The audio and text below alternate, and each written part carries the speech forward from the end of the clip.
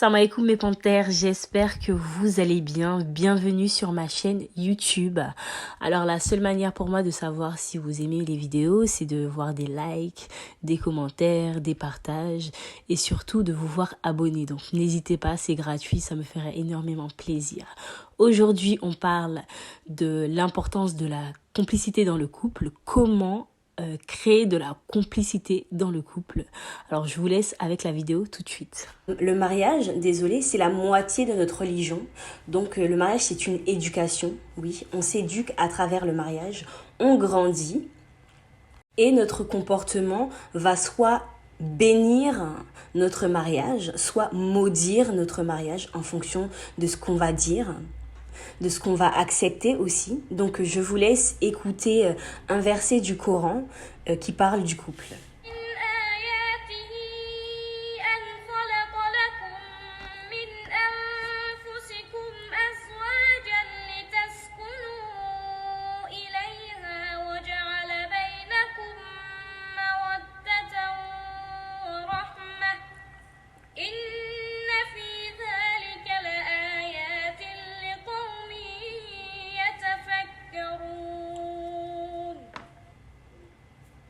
Alors là, c'était la sourate 30, verset 21. Et parmi ces signes, il a créé de vous, pour vous, des épouses pour que vous viviez en tranquillité avec elles.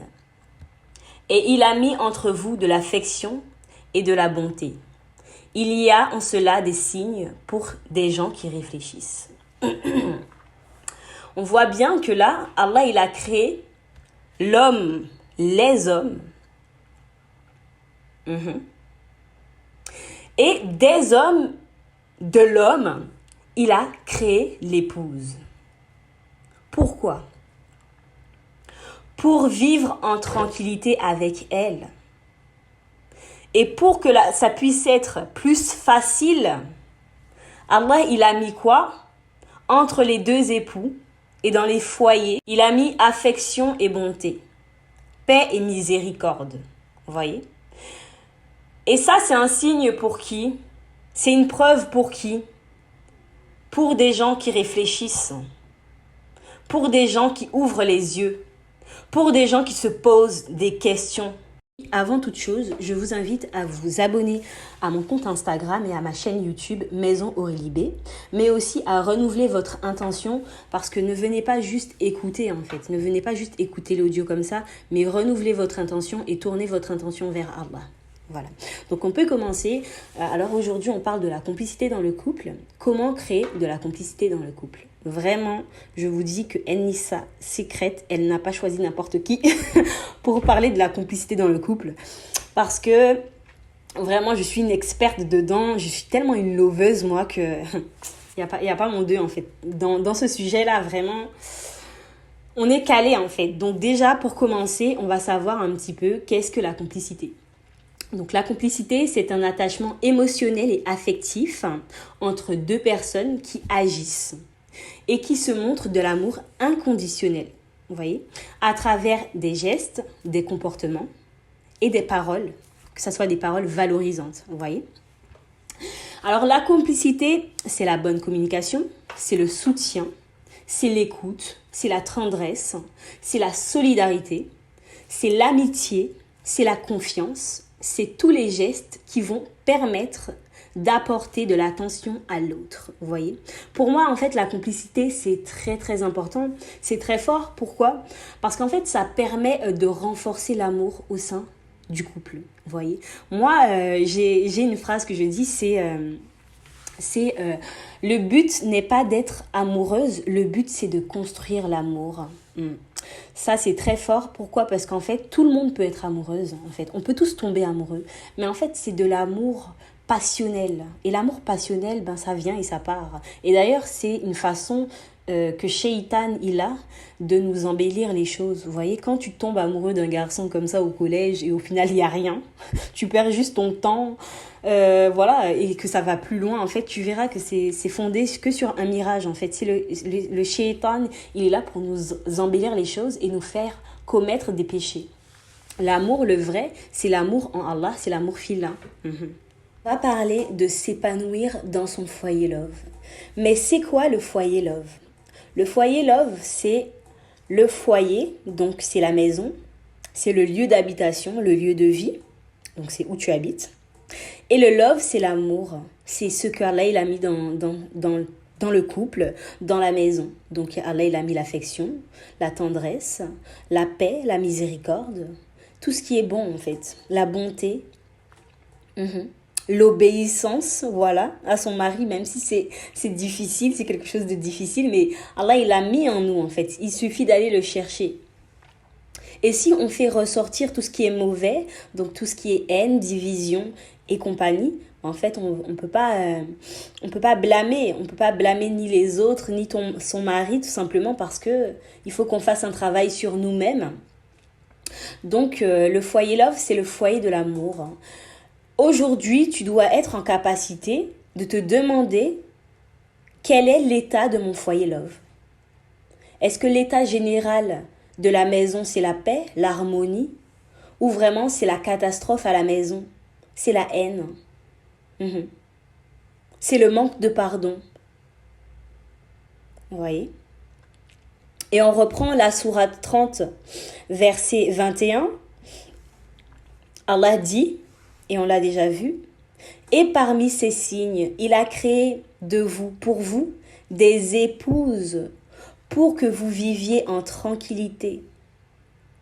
Pour que vous viviez en tranquillité avec elles. Et il a mis entre vous de l'affection et de la bonté. Il y a en cela des signes pour des gens qui réfléchissent. Pour que vous viviez en tranquillité, les filles. On doit vivre en tranquillité. La tranquillité, c'est la miséricorde, c'est la paix. On doit être sans cesse dans la recherche de la paix. Comme je vous ai dit au début, le mariage, c'est l'éducation en fait. Pourquoi? Parce que c'est un travail continu. Parce qu'à travers le mariage, Allah Azzawajal, il nous éprouve. Le mariage, c'est pas fait pour être heureux, parce qu'il n'y a pas de bonheur ici-bas. Le vrai bonheur, c'est dans l'au-delà, en fait. C'est au paradis. Ici, il y a le bien, il y a le mal, en fait. Le bonheur constant n'existe pas. Allah, il nous éprouve. Il nous éprouve dans le mariage. Ça ne veut pas dire qu'il ne nous aime pas. Ça ne veut pas dire que notre mari, il est mauvais ou nous, on est mauvais. Mais on doit être sans cesse dans l'amélioration. On doit vouloir atteindre le parfait, même si on sait qu'on n'est pas parfait. Mais on doit le vouloir, en fait. On doit atteindre la perfection, on doit vouloir. On doit vouloir atteindre l'excellence. Alors, pourquoi la complicité dans le couple, c'est important? Premièrement, parce que lorsqu'on se marie pour Allah, on doit s'entraider mutuellement pour se tirer vers le haut mutuellement. Vous voyez? Lorsque mon mari, il est en difficulté religieuse, qu'il a une baisse de foi, je dois être en capacité de l'aider et vice-versa. Parce que je le fais pour Allah. Parce que je me marie pour Allah. Vous voyez?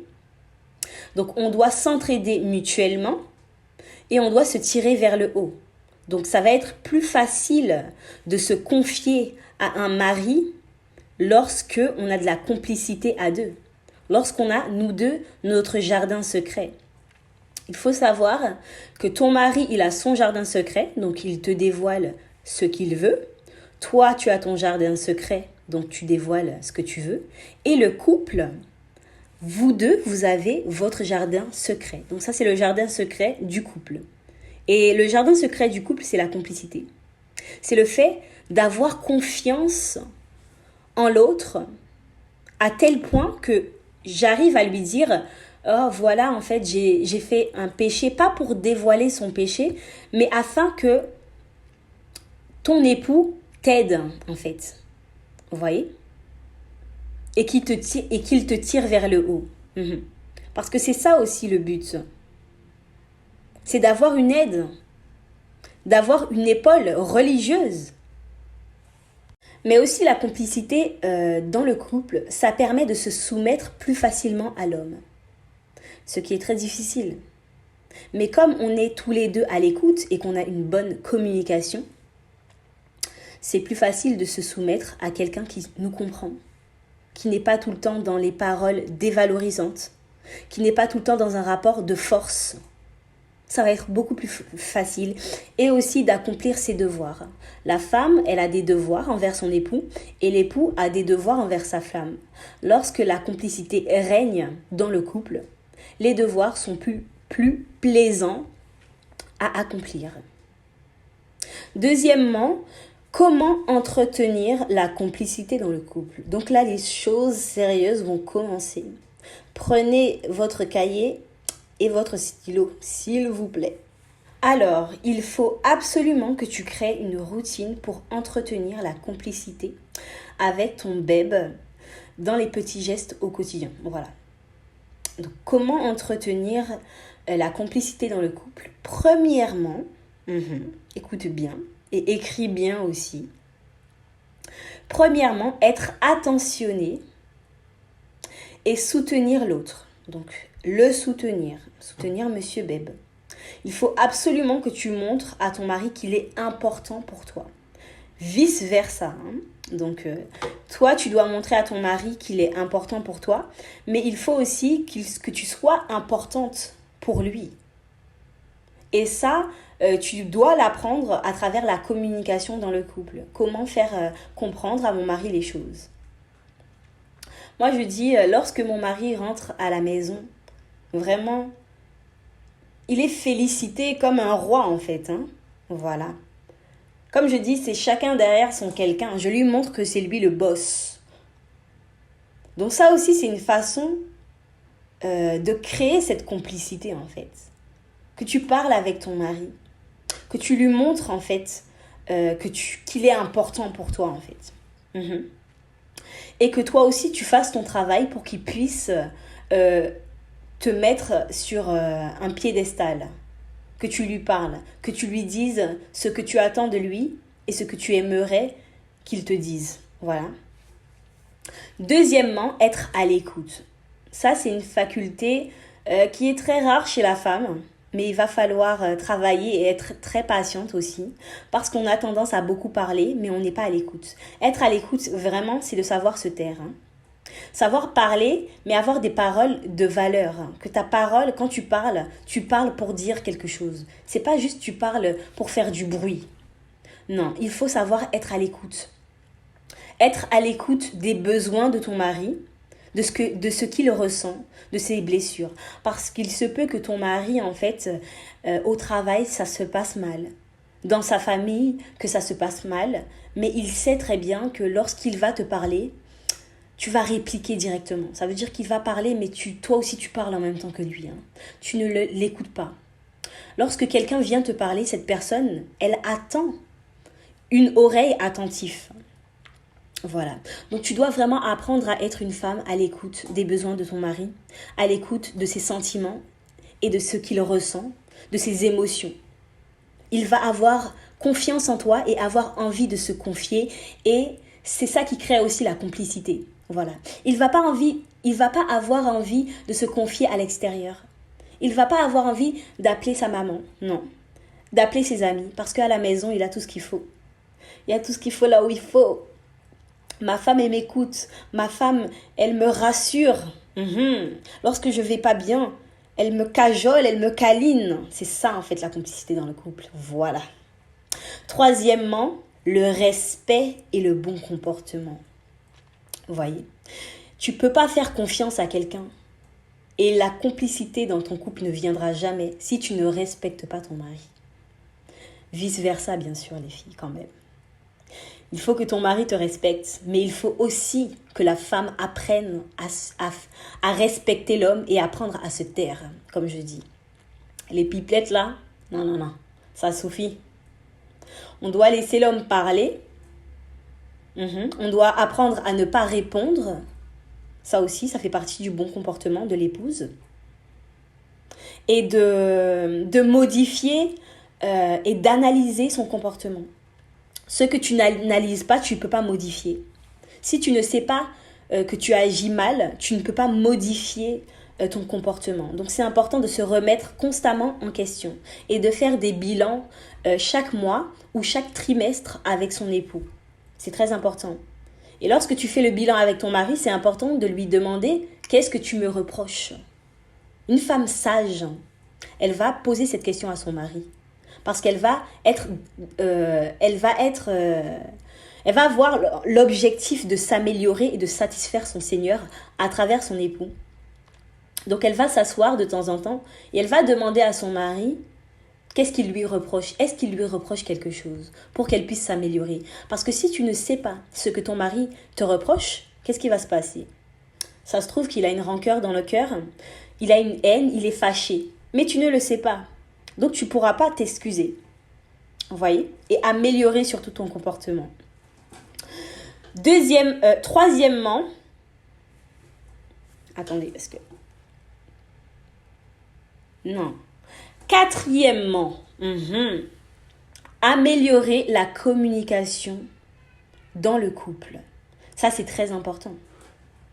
Si tu ne communiques pas correctement avec ton mari, il va fuir en fait. Et toi aussi, tu vas fuir. Tu ne peux pas créer la complicité avec quelqu'un qui ne te comprend pas et que toi-même, tu ne comprends pas cette personne. Voilà. On doit avoir le respect et la confiance. C'est en haut de toute chose en fait. Vous voyez? Le respect et la confiance. Sauf que lorsque quelqu'un ne nous écoute pas, imaginons, ton mari, il te parle, mais toi, tu n'écoutes pas ton époux lorsqu'il te parle, c'est un manque de respect. Vous voyez? L'inverse aussi. Lorsque toi, tu dévoiles tes secrets et ton jardin intime à ton mari, il va raconter à sa belle famille, il va raconter à ta famille, il va raconter à ses amis. Mais en fait, il n'y aura pas de complicité dans le couple tout simplement parce qu'il n'y a pas de confiance. Tu ne fais pas confiance à ton mari, donc tu ne peux pas te dévoiler à lui en fait. Tu ne peux pas lui dire tes petits secrets puisqu'il va le répéter. Donc ça, c'est important aussi d'instaurer le respect et de ne pas divulguer les secrets dans le couple. Alors, cinquièmement, apporter de la nouveauté dans le couple. Voilà. Il n'y a pas pire chose qui va tuer ton couple que d'être tout le temps dans les mêmes choses. Ça veut dire que c'est monotone. Hein. Tous les jours, c'est la même chose. On s'ennuie en fait. Le couple, il est ennuyeux. Donc voilà, de proposer des activités à faire. Hein. Alors les filles, je vous ai fait un post Instagram, 30 idées d'activités pour ton foyer love. Voilà, donc c'est déjà pour apporter de la nouveauté à son mariage, dans son couple, il faut déjà vouloir faire les choses à deux. Vous voyez? L'homme, il fait les choses pour la femme et la femme, elle fait les choses pour l'homme. Vous voyez? Donc apporter de la nouveauté, ça va être dans toute chose. Le fait de changer sa garde-robe une fois par an, de changer sa garde-lingerie. Hein. Tu ne vas pas laisser 10 ans ta même lingerie, mais de renouveler. Vraiment dans les petites choses, en fait. C'est dans vraiment les petits gestes qui comptent. Voilà. Vous voyez? On va dire même la chambre. Vous voyez, ça fait 5 ans que ta chambre, c'est la même déco. Ben, en fait, tu changes, en fait. Tu renouvelles. Dans tout. C'est important. De même, renouveler aussi et de changer son apparence. Moi, depuis que je suis mariée, j'ai tellement changé d'apparence, c'était un truc de ouf. En fait, j'ai l'impression même que mon mari, il est marié avec plusieurs femmes en même temps. Vous voyez? À chaque fois déjà que j'accouche, soit je me coupe les cheveux, soit je suis blonde. Après, je suis brune. Bientôt, je vais me faire une couleur rouge. Vous voyez, tu changes en fait. Après, tu changes en fonction de toi. Ça veut dire que toi, si tu es une femme qui est 100% naturelle, en fait, tu changes en fonction de tes valeurs, en fait. Voilà, si tu es une femme et tu aimes le bio, ben, tu changes en fonction de ça. Si tu es une femme et tu es contre le lissage des cheveux, tu es contre les couleurs, ben, tu fais en fonction de ça, mais tu changes, en fait. C'est important. Et même pour les sœurs, il y a aussi le fait de se coiffer, en fait. C'est important de ne pas se négliger dans son apparence. Vous voyez, ça aussi, ça entretient l'amour et la complicité dans le couple. Alors, attendez. Sixièmement, les rapports intimes. Les filles. Comment entretenir la complicité dans le couple? Les rapports intimes, la régularité de ça. Faut pas louper ça 2 fois. Non, non, non, non, non. Alors, ce que je vous conseille, c'est déjà de créer un cocon intime où vous pouvez discuter, vous êtes libre, vous n'avez pas de honte. Essayez vraiment de dépasser la honte. Moi, je suis d'accord qu'il y a et on le sait, qu'il y a des femmes qui sont très timides. Il y a des maris aussi qui sont très timides, c'est compliqué pour eux. Mais il faut essayer de dépasser ça parce que, voilà, c'est ton mari légitime, ce n'est pas n'importe qui, Donc, il faut essayer que lorsqu'on rentre dans la chambre, dans l'intimité, dans la chambre conjugale, en fait, on essaye de se lâcher, vous voyez. C'est un moment de repos, c'est un moment d'apaisement. C'est un moment de jouissance où on va se libérer. Où la charge mentale de la semaine, on va pouvoir la faire sortir un peu, vous voyez. Donc, c'est très important. Les rapports intimes permettent de se rapprocher. Et donc de créer de la complicité. Vous voyez, vous pouvez jouer avec des jeux intimes. Et aussi, ce que je conseille, c'est de ne pas refuser le rapport intime. Ça, c'est quelque chose, ça. Vous voyez, ça, c'est le contraire de la complicité. Ça, c'est très néfaste de refuser le rapport intime à son mari. Et de toute façon, dans les 2 cas, que lui aussi, il vous refuse, je ne conseille pas du tout. Donc, il y a plusieurs sortes de refus. Il y a le refus qui est légitime, donc vous n'avez pas forcément besoin d'expliquer de très grandes explications à votre mari. Lorsque vous êtes enceinte et que vous savez très bien que vous n'êtes pas dans l'état, le mari, il doit aussi comprendre cela. Donc, vous devez lui expliquer pourquoi, s'il ne comprend pas et si ça fait de très grands problèmes. Après, s'il comprend tout à fait, vous passez à autre chose. Mais si il ne comprend pas, il est très fâché et frustré, il faut absolument lui aussi qu'il comprenne. Parce que l'homme, forcément, il n'a pas ce que la femme est là. Il n'a pas les menstrues, il n'est pas enceinte. Il ne ressent pas les douleurs du bas du ventre et du bas du dos lorsqu'on est enceinte. Donc, vous voyez, c'est difficile à croire. Pour un homme, parfois, il a l'impression un peu qu'on fait semblant. Donc, voilà. Donc, il y a plusieurs types de refus. Et il y a le refus lorsque tu es fâché contre ton mari et que voilà, tu veux le punir. Ça, vraiment, moi, je vous dis vraiment, ne faites pas ça. Ne faites pas ça. Si vous voulez gâter votre mariage, là, c'est ça même qu'il faut faire. Faut pas, en fait. Il faut jamais faire ça. Après, si tu es fatigué, si tu es malade, oui, en fait. Ça, c'est même pas un refus, en fait. C'est normal, en fait. Mais en tout cas, ce que je conseille par rapport au rapport intime, c'est d'être régulier. Ça veut dire de ne pas laisser même 1 mois, en fait. 1 mois sans faire de rapport. Mais ça, c'est quoi, ça? Ça, c'est plus un mariage. Ça, c'est de la colocation. Non, il faut masser le monsieur. Il faut que le monsieur, il soit bien.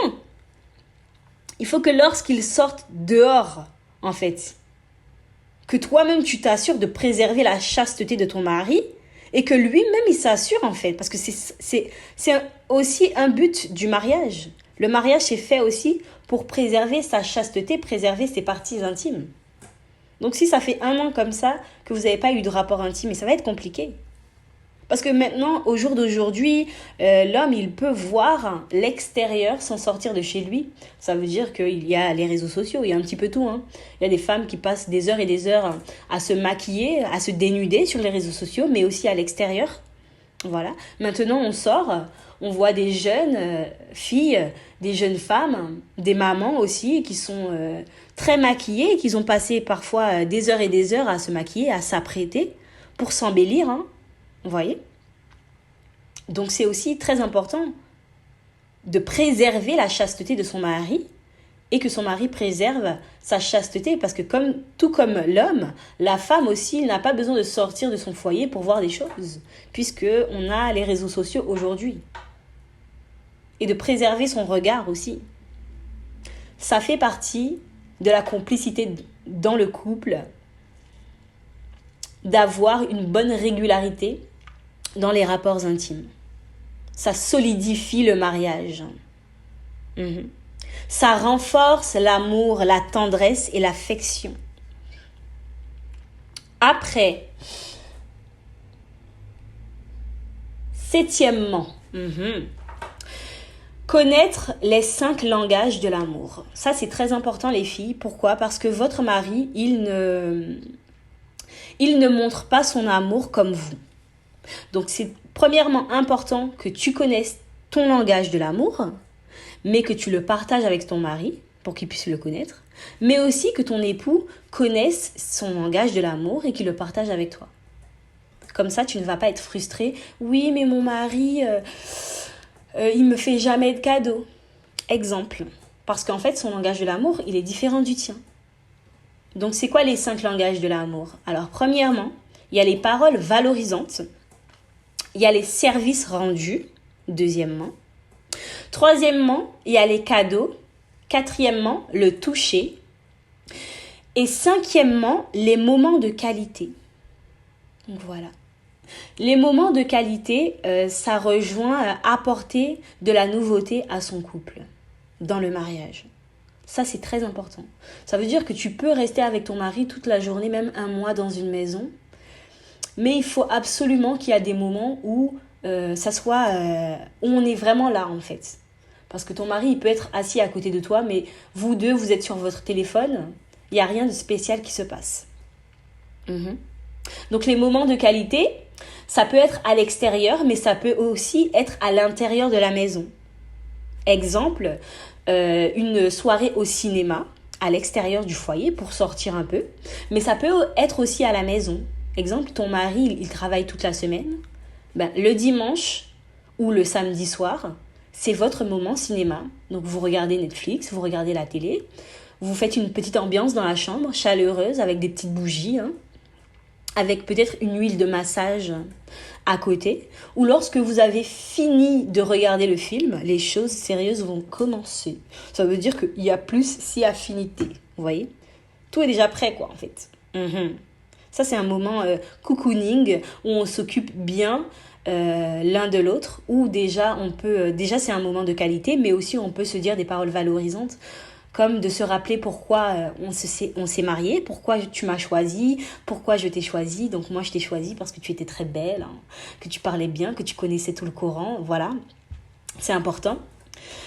De se cajoler, de se câliner, de s'embrasser. Ça aussi, ça crée de la complicité dans le couple. Voilà. D'embrasser ton mari, oui. À chaque fois qu'il sort du travail, tu l'accueilles comme un roi, tu l'embrasses. Tu n'es pas forcément obligé de l'embrasser sur la bouche, mais tu peux aussi l'embrasser sur la joue, sur le front ou sur la main. Vous voyez? C'est aussi un signe d'attachement. Voilà. Après... Attendez, je compte juste parce que sinon je ne vais pas savoir où je suis. Huitièmement. Alors, comment créer de la complicité dans le couple? Accepter les défauts de l'autre. Voilà. C'est pas de les accepter et de rien faire, non. C'est de savoir que chacun d'entre nous, on est différent. Donc, il faut savoir accepter l'autre comme il est. Voilà. Donc, notre but, ce n'est pas de changer, en fait, à tout prix l'autre. Parce que ça, déjà, c'est une grande responsabilité, Et c'est un grand rôle que tu t'attribues toi-même, si toi-même ton but c'est de changer ton mari, alors que déjà de se changer soi-même c'est déjà difficile. Donc imaginons que toi tu veux changer ton mari, c'est un peu compliqué.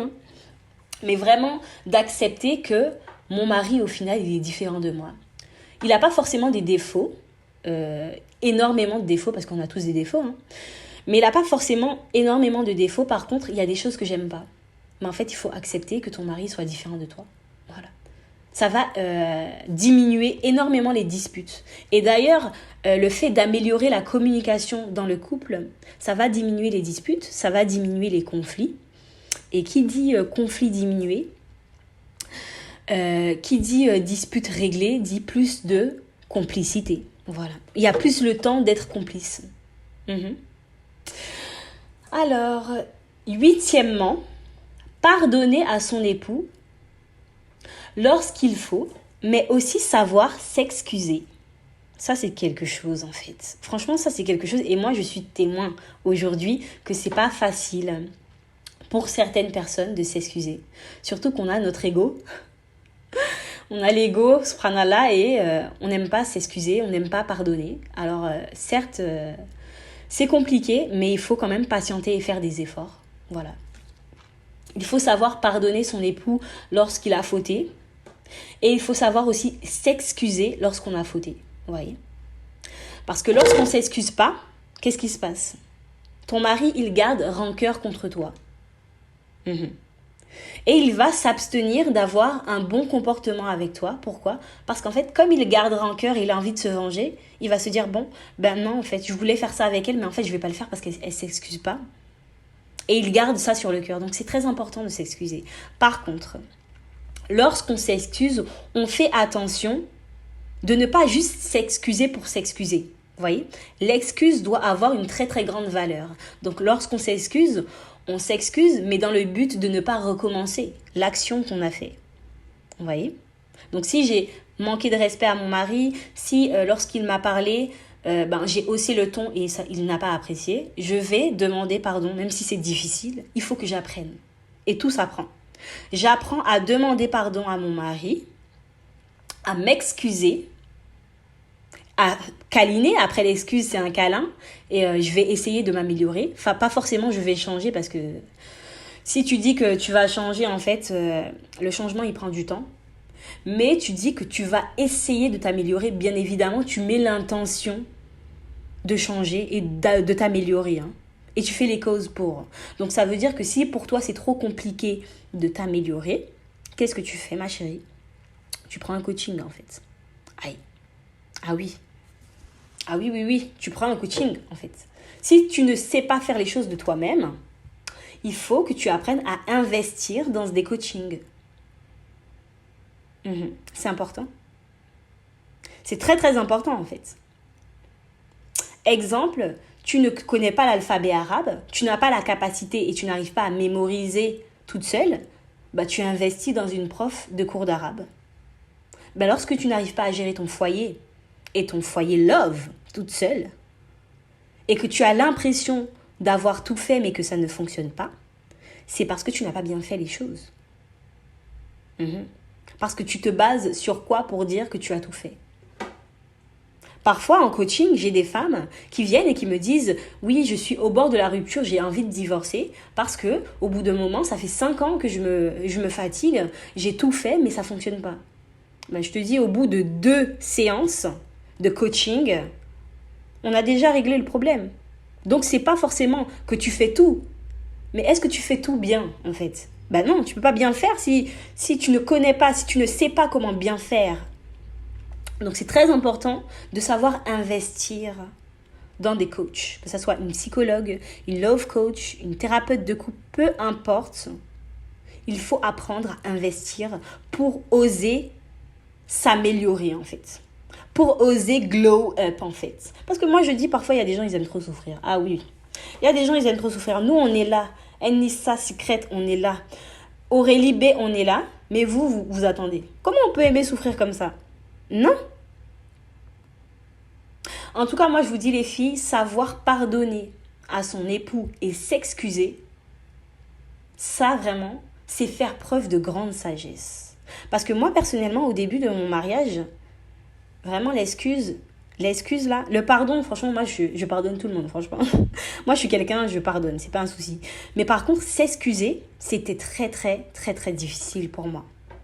Et ça m'a pris combien de temps ? Ça m'a pris 4 ans avant. Mais vous voyez à quel point il faut être patiente et il faut jamais être désespéré, en fait. Il faut pas se dire, non, mais je vais jamais changer, c'est trop difficile. Non. Tant que tu agis, tant qu'il y a de l'action et tant que tu fais les causes, ça va venir, en fait. Et consulte Allah Azza wa Jal et fais des invocations. Et change ton intention et surtout, purifie ton cœur. C'est important de purifier son cœur. Vous voyez ? Il faut toujours faire les causes. Il ne faut pas abandonner. Parce que ça se trouve que le jour que tu abandonnes, en fait, imaginons 2 semaines après, 1 mois après, en fait, tu allais changer. Mais tu n'aurais jamais vu le changement. Pourquoi ? Parce que tu as abandonné, en fait. Donc moi, il m'a fallu 4 ans. Mais vous imaginez un peu ? 4 ans avant d'oser et d'apprendre à demander pardon, avant d'oser m'excuser à mon mari. Juste dire « je m'excuse ». J'ai pas dit « je m'excuse » pendant 4 ans. Vous imaginez, subhanallah, les filles ? Comment il faut jamais désespérer, en fait. Il faut toujours être dans l'action, il faut toujours être dans les causes. Et lorsqu'on n'arrive pas à faire les choses seul, on prend un coaching. On s'éduque. Prendre un coaching, c'est pas seulement prendre un coaching, c'est un investissement. C'est une façon de s'éduquer. Et l'éducation dans l'islam, c'est très important. L'éducation, c'est le savoir. Quand tu connais pas, tu vas chez une prof, elle va t'apprendre. Voilà. Donc la prof de love, de l'amour, c'est moi-même. Donc il faut venir. Il faut venir, c'est très important. Donc je répète, comment entretenir la complicité dans le couple? Premièrement, alors, être attentionné et soutenir son époux, lui montrer qu'il est important pour nous. Bien évidemment, le contraire aussi. Être à l'écoute.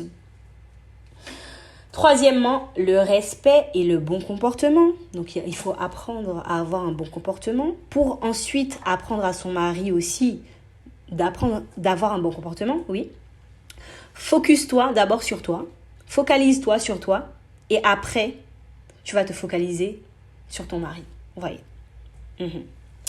Améliorer la communication dans le couple. Apporter de la nouveauté dans le couple. Les rapports intimes, ne pas refuser et avoir une régularité. Les langages de l'amour, donc ça veut dire de les connaître, les 5 langages de l'amour. Savoir accepter l'autre comme il est, donc accepter les défauts de l'autre, voilà. Pardonner à son époux pour qu'il puisse... Pardonner à son époux et aussi savoir s'excuser. Voilà. Donc voilà, donc les filles, pour moi c'est fini. J'espère que vous avez aimé. Si vous possible que vous me faites des retours directement en DM, Inch'Allah. On se dit à très bientôt. Salam alaikum.